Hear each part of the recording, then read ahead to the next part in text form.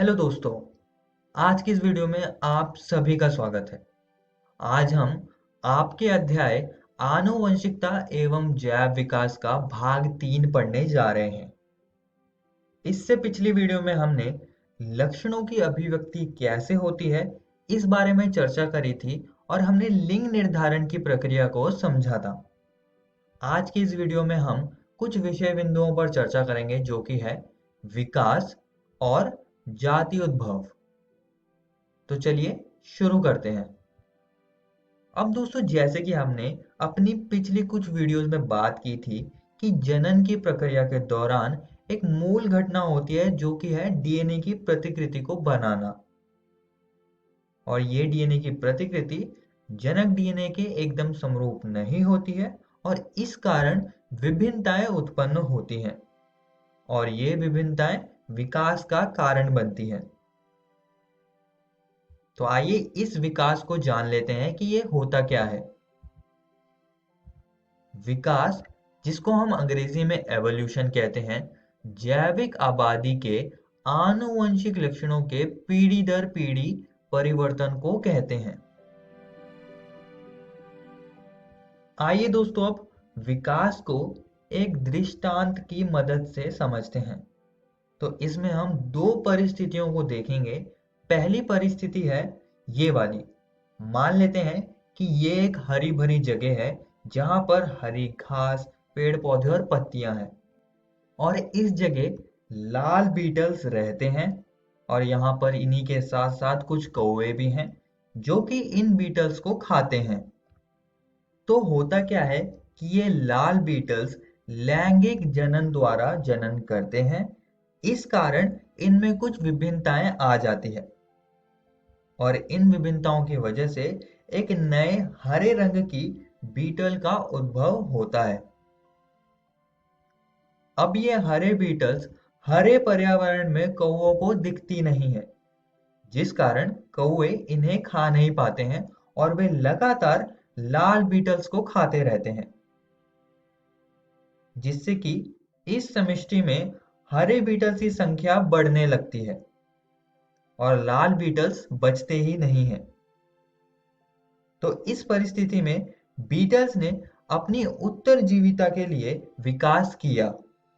हरे Beatles को यहाँ उत्तरजीविता लाभ मिला ताकि वो कौवे से अपने आप को बचा पाए। इस तरह के विकास को हम प्राकृतिक वरण कहते हैं क्योंकि प्रकृति ने यहाँ पर हरे बीटल्स को उनके सर्वाइवल यानी कि उत्तरजीविता के लिए चुना है। आइए अब दूसरी परिस्थिति के बारे में बात करते हैं। अब इस परिस्थिति में भी मान लेते हैं कि इस हरी भरी जगह में लाल बीटल्स की समष्टि रहती है और लैंगिक जनन के कारण यहाँ पर भी एक नए रंग का उद्भव होगा। ये विभिन्नता है नीली बीटल्स और धीरे धीरे फिर ये नीली बीटल्स भी जनन कर अपनी संख्या बढ़ाएंगी। लेकिन एक बार क्या होता है कि अचानक से एक हाथी आता है और गलती से लाल बीटल्स के ऊपर अपना पैर रख देता है, जिसके कारण लाल बीटल्स मर जाती हैं। इसके परिणाम से ज्यादातर जो लाल बीटल्स होंगी वो मर जाएंगी और इस समष्टि में सिर्फ नीले रंग की बीटल्स बचती हैं। तो ये जो घटना हुई ये भाग्य से हुई।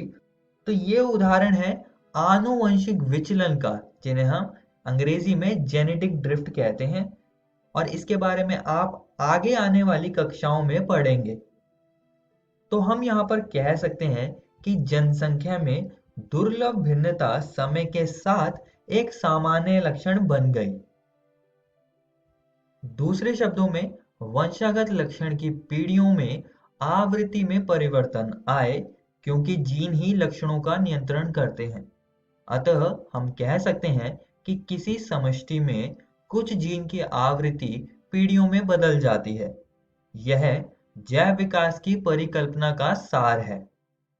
तो यहाँ पर हमने विकास की दो परिस्थितियां देखी जहां पर विकास हुआ था। आइए अब उपार्जित एवं आनुवंशिक लक्षण क्या होते हैं इस पर थोड़ी चर्चा करते हैं। सबसे पहले हम उपार्जित लक्षण को समझेंगे। इसको हम अंग्रेजी में एक्वायर्ड ट्रेट्स कहते हैं। एक उपार्जित लक्षण पर्यावरणीय प्रभाव के परिणाम स्वरूप जीव में विकसित होता है। इन लक्षणों को जीवित जीव के डीएनए में कोड नहीं किया जाता है और इसलिए इसे भविष्य की पीढ़ियों को पारित नहीं किया जा सकता है। उदाहरण के लिए परिस्थिति एक को देख लेते हैं, जहां पर लाल बीटल्स ने हरे रंग का लक्षण उपार्जित किया यानी कि प्राप्त किया ताकि वे कौवों से बच पाएं। तो ये हो गया उपार्जित लक्षण।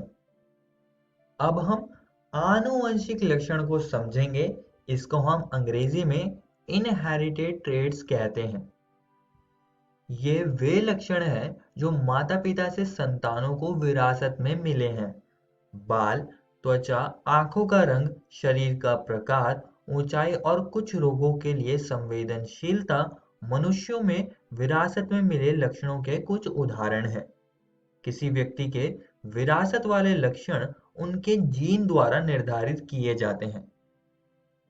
उदाहरण के लिए आप इस चूहे को देख सकते हैं, इस चूहे को ले सकते हैं। मान लेते हैं कि ये जो इसकी पूंछ है, ये इसका एक लक्षण है। तो लैंगिक जनन से जब नई संतति पैदा होगी तो उसके पास भी ये वाला लक्षण होगा। तो हम कह सकते हैं कि ये जो लक्षण होते हैं ये जनक से संतति में जाते हैं और इन्हीं को हम आनुवंशिक लक्षण कहते हैं।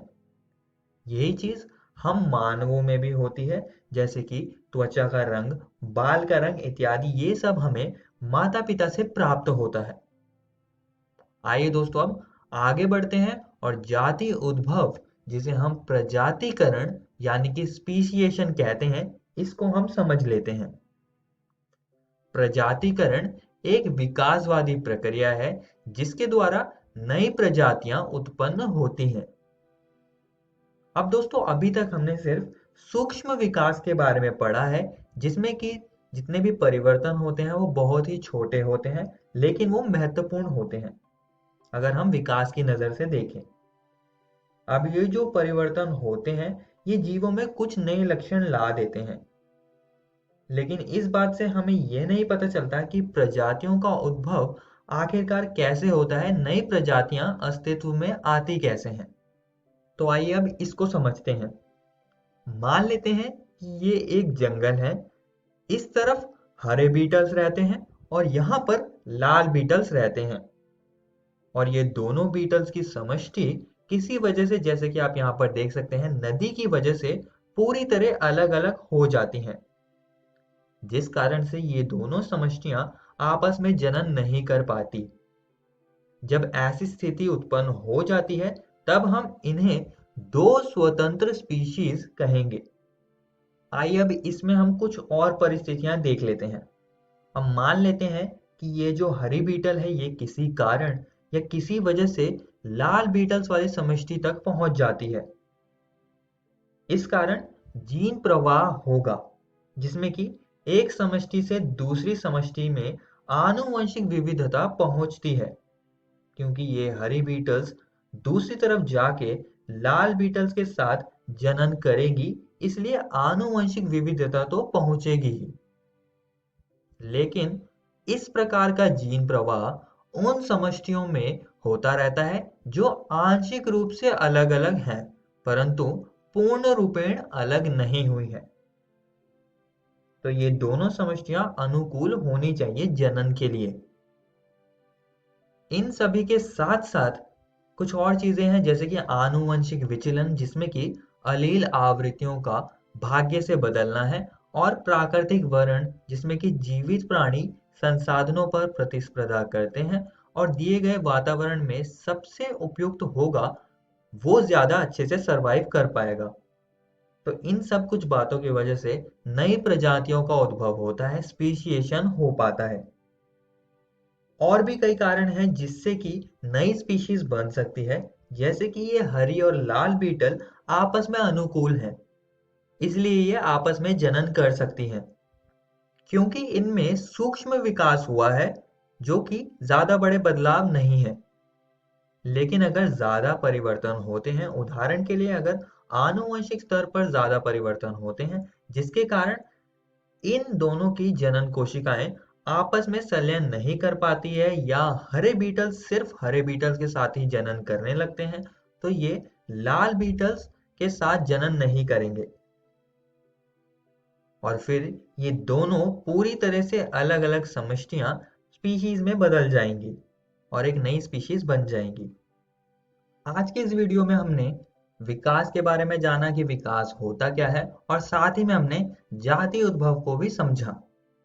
और दोस्तों मैं आप सभी को एक और बात बताना चाहता हूँ कि आज हमने आपकी एनसीईआरटी किताब के ये दोनों जो विषय हैं इनको खत्म कर दिए हैं।